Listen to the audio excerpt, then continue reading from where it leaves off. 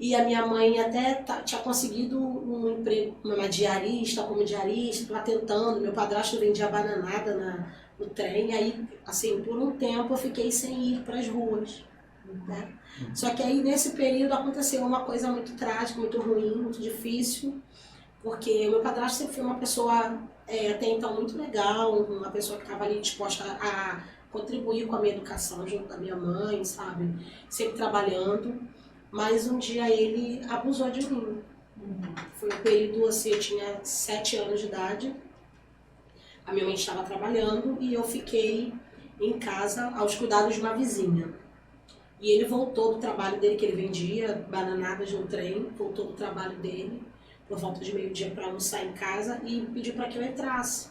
Eu entrei e nesse período ele cometeu abuso.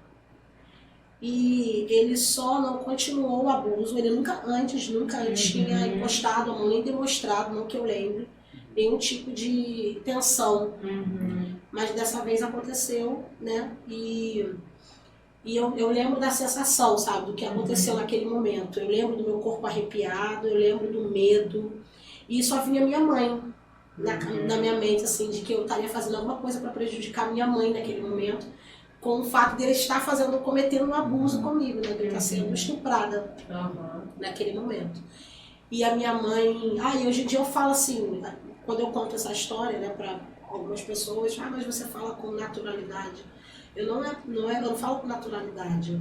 Eu aprendi a superar essa história, sabe? E muitas mulheres vivem exatamente, isso. tem medo de vergonha, de falar. Né? Exatamente. A gente tem que ter esse alerta, na verdade.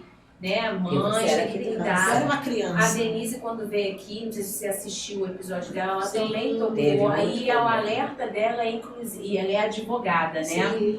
Então, ela falou até o código lá do crime, tudo, o artigo do crime, a diferença de um para outro e a importância, o alerta que fica cuidado, porque quem abusa é quem está no teu convívio. Sim. Não é o estranho, Sim, é o conhecido.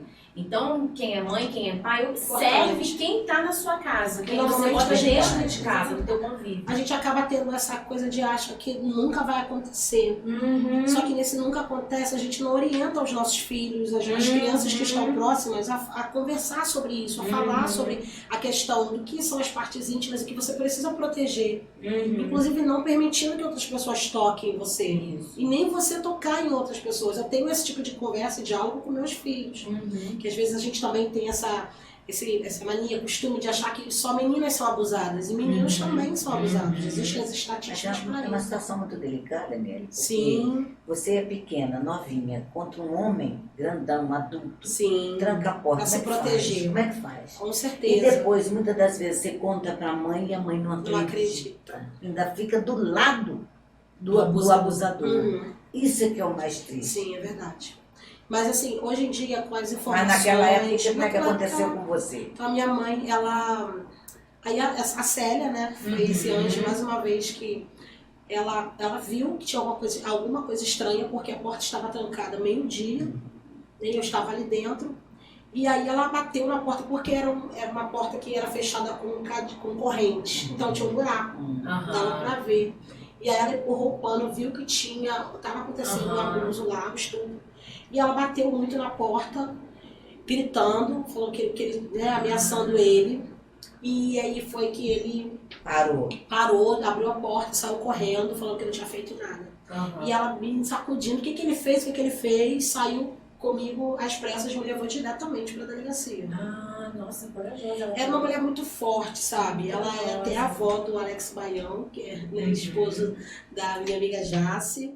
Peraí, que a voz do Alex não vai se manifestar ainda não. Este podcast termina agora, vai dar um stop, break. A gente não tem patrocinador ainda. Peraí, calma aí. Esse mundo é o caroço de azeitona mesmo. Então, ela é quem mesmo? Faz favor. Ela é a avó do Alex Baião. Aquele que não quis vir, envergonhada. É você mesmo que tá assistindo a gente. Com toda a família da Jace, que assiste a gente toda semana, você mesmo. Alex, marido da Jace, que não quis me contar essa história, trouxe a prima aqui, corajosa, deixou ela sozinha aqui, porque a ideia era chamar você, viu, Alex? E Então ele tá. Você não escapou, não vai escapar dessa. Porque ele vivia em situação de rua, somos primos de coração. Porque eles se conheceram Nos na rua, não conhecemos foi? na rua, ele tinha 3 anos, eu tinha 5. Ela é a avó avó do Alex. Ah, que Espetacular. coisa. Voltamos à programação normal. Pronto, já me Continua. recompus. E aí chegando na delegacia, fiz todo esse processo, né, fui encaminhada para o corpo de delito para fazer o exame. Nossa, mas ela é muito Ela corajosa. foi muito libertadora, né? Foi, exatamente. E assim, Célia, o meu medo... ela é viva? Não, infelizmente ela já faleceu, mas deixou aqui a... Eu ia falar, ela deixou uma família linda, Com né? certeza. Nossa, parabéns à família do Alex aí, gente. É verdade. E a dona Célia, ela fez todo esse processo, né? E eu lembro que o meu padrasto, ele me ameaçou da seguinte maneira: se você contar pra sua mãe, eu não vou te dar mais Danone. Não vou comprar mais Danone pra você. Vou falar pra sua mãe nunca mais comprar Danone pra você. Por que Danone? Porque era uma coisa que eu gostava muito. Qual criança que não gosta de Danone? Exatamente. E eu gostava tanto que minha mãe sempre trazia bandejas de Danone, porque ela tinha começado a trabalhar, tinha dinheiro, suor do trabalho dela, ela comprava muito Danone pra mim e ele também, o meu padrasto na época.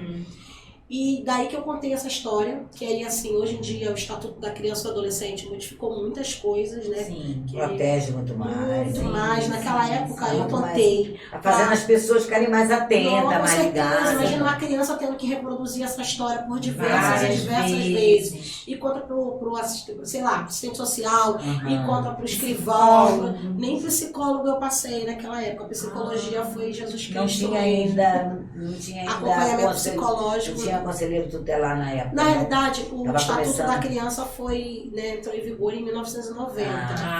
Então estava bem no início do Estatuto, ainda estavam se organizando, né? Porque o conjunto de leis, mas ainda estava entrando em prática, né? Fazendo valer mesmo os direitos da criança e adolescente. Mas entender criança como sujeito de direito não tem muito tempo que começou, sabe? Então eu tive que reproduzir essa história várias vezes, muitas vezes. E aí eu ficava com a sensação da minha mãe vai chegar e minha mãe vai me bater, vai brigar comigo. E não vai me dar mais Danone. E não me vai me dar mais Danone. Assim que minha mãe me encontrou ali, sabe, naquela sala lá da delegacia, ela olhou pra mim, dos meus olhos, chorando, e falou: me perdoa, minha filha. Me perdoa por ter colocado você perto desse homem.